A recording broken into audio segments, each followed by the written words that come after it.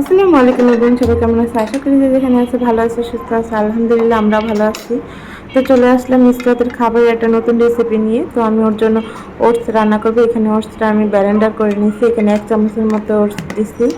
তো এটা আমি ভালো করে ভেজে নিব, কারণ এটা ভেজে নিলে একটা ওটসের একটা গন্ধ আছে, গন্ধটা থাকবে না, খেতে একটা ঘ্রাণ আসবে। ভেজে নিলে সুজির মতো আর কি, ভেজে নিলে ভালো হয়। তো আমি এটা ভেজে নিতেছি ভালো করে। এখন ভাজা হয়ে গেছে প্রায়।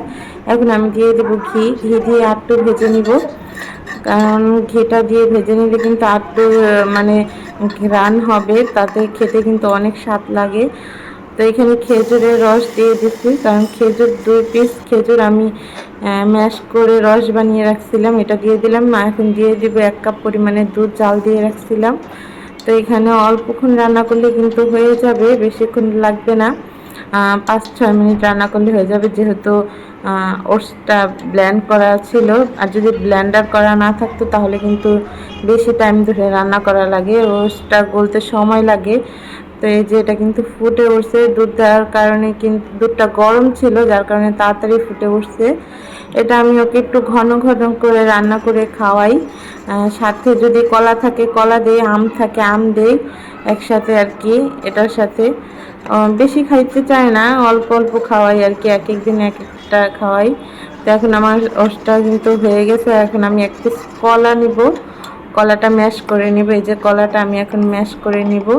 কলাটা একটু শক্ত শক্ত আছে, যার কারণে আমি হাত দিয়ে ম্যাশ করতেছি, চামচ দিয়ে হইতেছে না।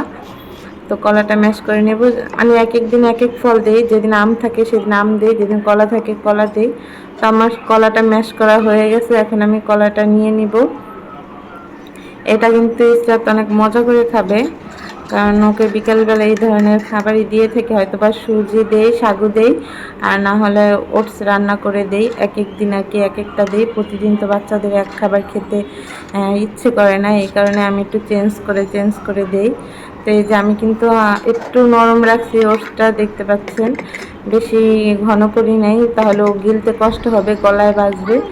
তো এখন আমি ভালো করে মিশিয়ে নিব কলার সাথে।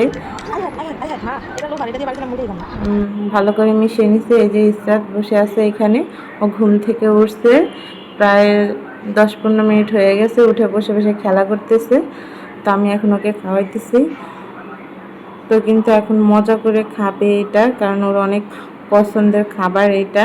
ওটসটাই একটু বেশি খায় ও, সব থেকে সুজি সাগু থেকে ওটসটা একটু বেশি পছন্দ করে, এই কারণে আমি ওকে ওটসটাই রান্না করে দেই বেশিরভাগ। আগে সকালেও রান্না করে দিতাম, এখন আর সকালে দিই না। সকালে লুডুস রান্না করে দেই, না হলে ডিম সিদ্ধ করে খাওয়াই, না হলে আলু ভাজা খাওয়াই, আর বিকালবেলায় এই নাস্তাটা খাওয়াই বেশি।